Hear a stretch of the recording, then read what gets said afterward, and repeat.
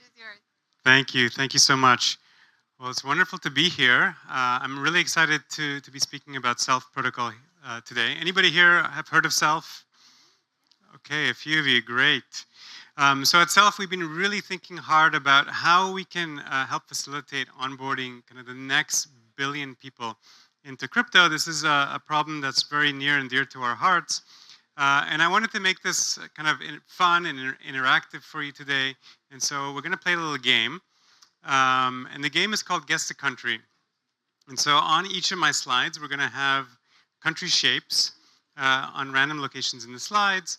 And your job is to guess the country. Just yell it out if you recognize it. We're going to make this competitive. That side versus this side. It's going to be nice and easy since there's an aisle. We're going to start easy for you.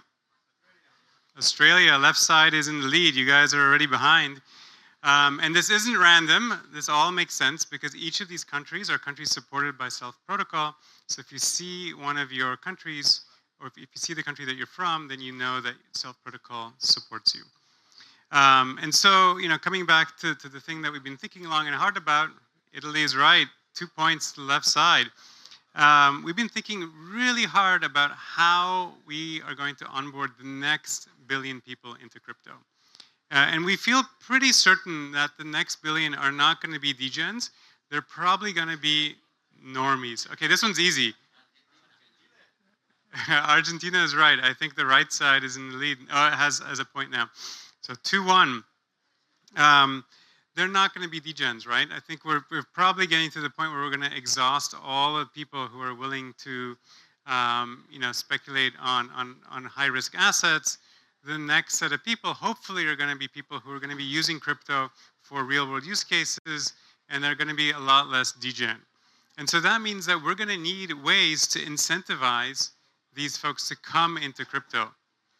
Canada is right, 3-1. This is a major challenge for a lot of wallets out there, right? Wallets are going to have to go out. They're going to have to offer incentives. Suddenly, the promise of a number go up is not going to be enough to motivate people to come into wallets. And so they're going to need to offer incentives. But how are they going to do that without getting Sybil, right? Like if you give, $5 for every wallet you create, someone, will just create 1,000 wallets. Even if they have to do that manually, they're going to try to claim all of those rewards. So we need a way of solving the Sybil problem.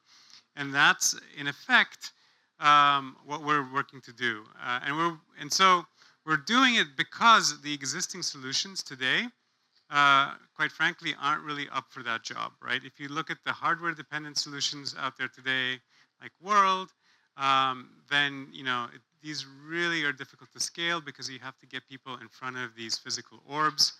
The Web of Trust models are gameable, and so those don't really work either. And then all of the centralized approaches are non-privacy preserving. I think in the spirit of Web3, I think it would be a real shame if everybody would need to, do their KYC share with a third party just to start using a self-custodial wallet. And so we believe that the current existing, decentralized identity solutions are really not up for the job. And so that's where Self comes in. We have a lot of conviction that Self is a really good solution to this problem. Anyone want to guess this country? France is right. 2-4, I believe. And the way that, anybody recognize this one? It's in Latin America. Colombia is right. 5 points over here. So the way that Self works is it leverages what I like to say is the most trusted attestation of who you are as a person from the meat space, right? In the real world, the way that you know that you're a human and that you have an identity is by your either national ID card or your passport, and especially your biometric passport or biometric ID. These tend to be quite difficult to obtain. These tend to be things that people hold safely, right? Usually you need them to travel, and so people look after them. You tend to only get one of these per issuing country, so they're really good for Sybil-resistance as well. And critically, the biometric kinds are machine readable. You can read the data on those chips or on the QR code. If you're using a QR code-based biometric ID, you can read that using your mobile phone. And so Self piggybacks off of this system. And the way it does so is by leveraging Mexico is right. Wow, you guys are just, someone should just come over and just like help these guys out. Or we'll just have to reset and start at 0-0 just to make it fair again. Maybe we'll do that. Okay, 0-0 guys. You guys won already. Now you guys have another shot at redemption. So what makes an ID biometric is the fact that inside that microchip is a signature that effectively proves the authenticity of the data in there. And so it's a signature actually of a signature. So you have this certificate authority chain leading up to a country signing certificate authority. And you can verify the authenticity of your passport data by just checking these signatures and assuming that you have the certificates or the public keys of every country in the world. It's roughly like 200 countries, so on the order of 200 public keys. If you have those, you can verify the authenticity of anyone's biometric ID in the world. And so this was invented to basically prevent forgery of passports initially 20 years ago, and now to prevent forgery of IDs. And what's cool about this is you can actually use this to prove that you are a unique individual without a counterparty by simply verifying these signatures on-chain. And so much, much better than giving your ID to a third party. You can actually prove it simply by verifying the signatures on-chain. Not Thailand, not China either. Not Russia, Ukraine is right. 1-0.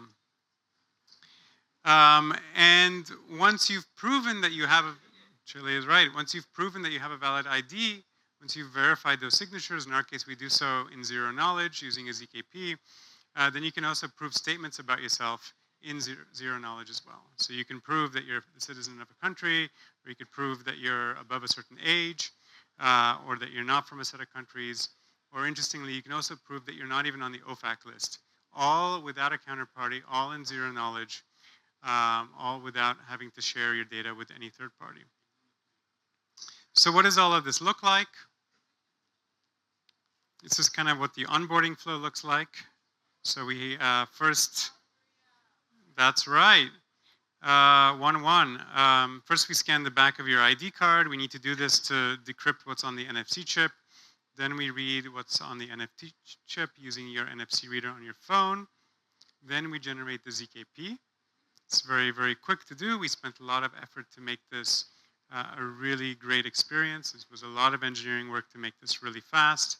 And then you're done. Then you're onboarded.